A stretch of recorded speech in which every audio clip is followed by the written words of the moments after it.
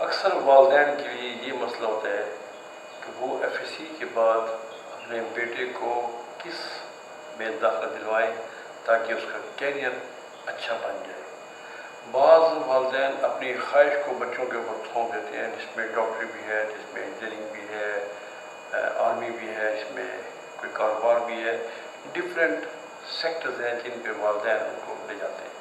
حالانکہ اپنے بچے کو بڑا آسانی طریقے سے ہم ایکسپلور کر سکتے ہیں کہ اس کا ٹرینڈ کس کی طرف زیادہ ہے، سائنس کی طرف زیادہ ہے یا آرٹس کی طرف زیادہ ہے، کس شعبے کی طرف وہ زیادہ اچھا پرفارم کر سکتا ہے۔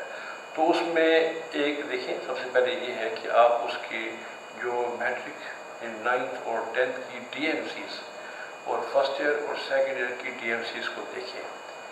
9th میں اس کے مارکس دیکھیں، physics, chemistry, biology, mathematics, English, اسلامیات، سوشل اسٹڈی اور اردو، یہ سارے سبجیکٹس ہیں، ان کو دیکھیں اس کا ٹرینڈ کس طرف ہے۔ اس کا دیکھیں وہ سائنس کی طرف زیادہ اس کا ٹرینڈ جا رہا ہے یا آرٹس کی طرف جا رہا ہے۔ یہ 4 سالوں کا ڈیٹا آپ لے لیں بچوں کو، اپنے بچے کا 4 سال کا ڈیٹا دیکھیں، اس میں کمپیوٹر بھی آتا ہے کہ اس کا جو ہے 9th 10th first year second year آپ چاہتے ہیں میں نے اس کو ڈاکٹر بنانا ہے، جبکہ اس کو بیالوجی سے لگاؤ ہے ہی نہیں، کیمسٹری سے لگاؤ ہے ہی نہیں۔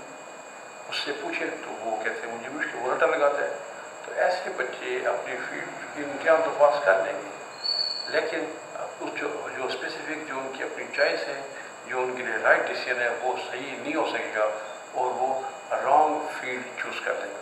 تو لہذا ہمیں اپنے بچے کی تعلیم کو صحیح سمت دینی چاہیے اور اس کے حوالے سے ٹریننگ کرنی چاہیے، کیونکہ تربیت جہاں تعلیم کا ذکر ہوتا ہے وہاں تربیت کا ہوتا ہے، اور تربیت ہی دراصل ایجوکیشن ہے۔